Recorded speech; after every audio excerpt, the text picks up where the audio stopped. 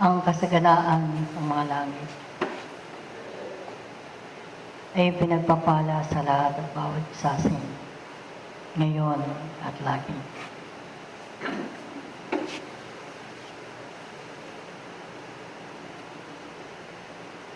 Kaaya-aya panahon.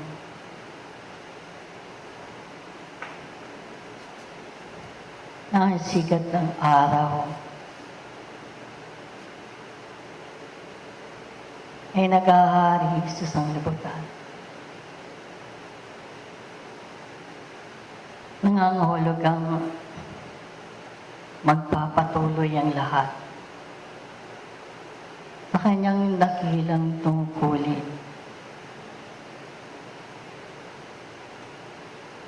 Sa pagnanasa ng kanyang kaluluwang makapaglingkod sa sangkatauhang ito. Kanisabay ang kagandahang ito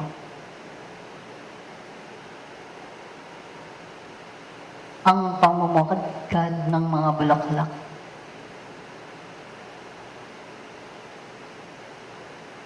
Ang patuloy sa kasaganaan ng lupa.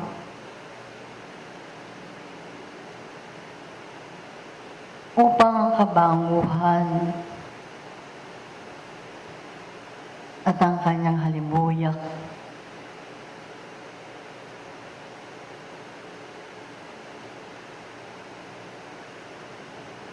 ay dumuon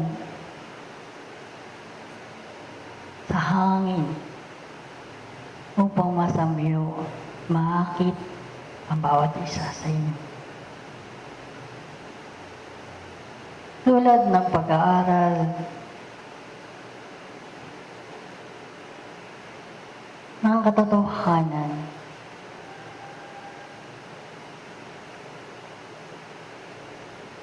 na lagi na'y inagnanasaan upang maging karagdagan ng kanyang sarili at maipahayag sa kanyang mga gawa. At kayo nga sa kasalukuyan ito ay patuloy sa pagnanasa upang tungkulin na ginagampanan ninyo ay may pagpatuloy at maisakatuparan at kaganapan sa lahat ng sandali. Subalit, dumoroon din ng mga sandali na magkukubli ang haring araw o ang kanyang liwanag sa mga ulap at magsisilbing makulimlim ang paligid. Na tulad din ninyo na humahakbang ang inyong mga panyapak tungo sa nasain ng inyong mga kaluluwa. Subalit dumarating din ang mga panahon na ang mga pagsubok at pagsusulit ay dumarating sa inyo. Subalit ito ang mga paraanan, ito ang mga pagsasanay at hamon na hindi may kukubli, sapagkat ito ang mga sandali na kinakailangang mapagtanto ng bawat isa ang kanyang kakayahan, ang kanyang katalinuhan, at kung gaano na nga niya pinangahawakan ng sariling ito sa maraming turo at aralin ng buhay na kanyang nakalap sa kapatagan ng lupa. Maging ang mga kirot na laman na sa inyo ay humahandulong. Mga suliranin sa inyong mga paligid na nakakagambala sa inyong mga kaisipan, damdamin at kalooban. Balit ang lahat ng iyay pag-aaral, pagsusuri at pagtitimbang ng inyong mga pagkatao. Kung gaano na nga nadadala ninyo ang mga pangyayari sa loob at labas ng inyong mga tahanan. Kung paano nga ninyo kayo sa inyong sarili ay nagiging kabilang sa mga kapatid na naglilingkod sa maliit niyang kakayahan. Sapagkat natatanggap at naunawaan niyang siya ay dumaraan sa palihan ng panahon na kinakailangan magkaroon ng kaunlaran ng kanyang sarili at matagpuan ang kapayapaan at kaliwanagan na ipinagkakaloob sa tuwina sa lahat at bawat isa sa inyo. Ngayon, mga kapatid, samantalahin ninyo ang mga bagay na ito. Kung paano ang kainitan na inyong nadarama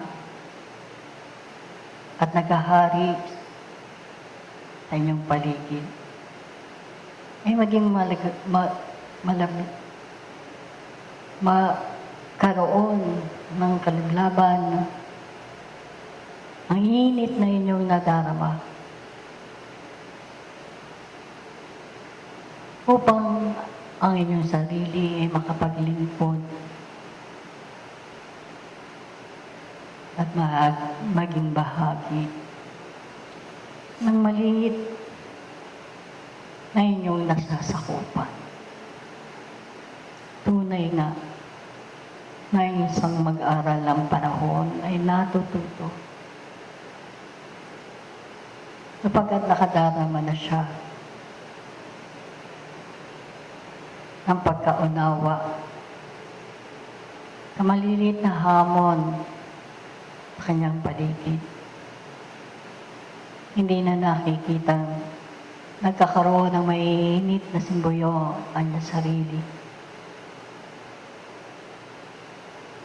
Nagagawa niya sa kanyang sariling ipagliban ang mga bagay na makapagbibigay lamang ng pagkawaldas ng kanyang lakas sapagkat kinakailangang tipunin ng lakas na ito sa higit na mayroon ng kabuluhan. Natitimbang niya sa kanyang pagkatao ang mga aralin sa kanya ay binibigay at hinahayaang lumaloy ang mga lakas sa pagpapatuloy ng kanyang pagkatao sa ikaulad at ikababanal ng kanyang ako. Kaya nga, samantalahin ninyo ang mga panahon na ito. Kapag darating at darating ang pagkulimlim ng ulap, ang pagkakaroon ng tubig sa inyong paligid, ang pagyanig ng lupa, ang pagputok ng mga bulkan, at pagkawala ng maraming kaluluwa sa pagkaputi ng buhay. At maging handa kayo sa tuwina. Sapagkat ang lahat ng ito ay bunga ng mga lakas na inyong winawaldas na nagkakaroon ng halina at epekto sa inyong kapaligiran. Kaya nga't panghawakan ninyo ang inyong mga sarili. Upang sa tuwinang kayo ay naroon sa mga pulutong ng tao, na naroon ng maraming kagalumihanan na makapagbigay kayo ng ambil ng kapayapaan, ng liwanag, upang sa pagtatalsik na ito ng inyong kaisipan ay maging maliit habang ay pinaglilingkod ng kanyang sarili. Kaya nga, naging matapat kayo sa tuwina.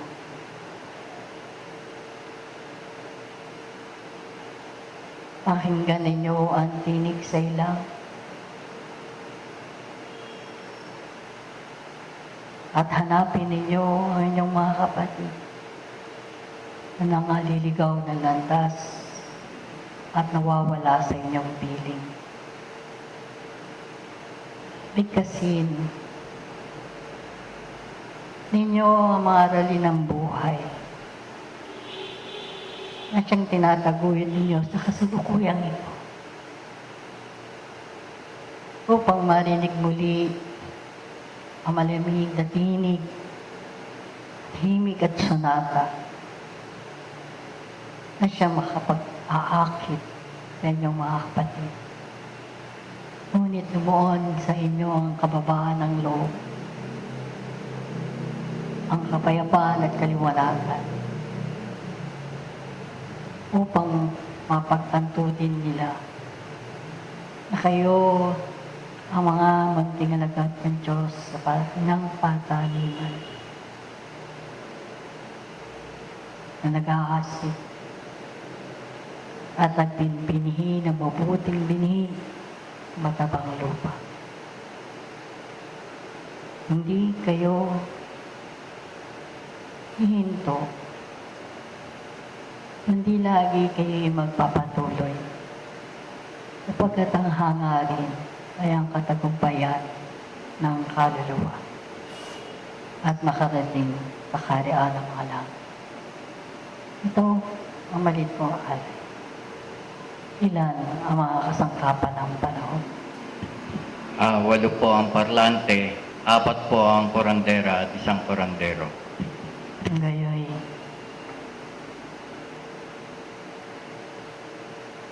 ang mga kasangkapan ng panahon na tumutupad ng tungkulin sa pagbibinhi ay lagi nang nakaluklok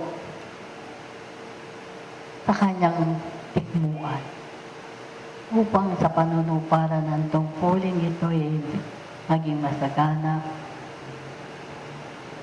at naroon sa kanya pananahimik at dumaloy sa kanya ang banal na fluidong mga ngailangan ng kanyang sarili sa kanyang panunupara ng tungkulin sa loob ng lungtuyang ito. Sana'y panatilihin at sundin ang mga maliliit na alituntunin ng lunduyang ito sapagkat ang hangarin ng kabatlayaan ay sa ikabubuti at ikapapanuto ninyo sa lahat ng panahon. Magpapatuloy tayo sa ibaba.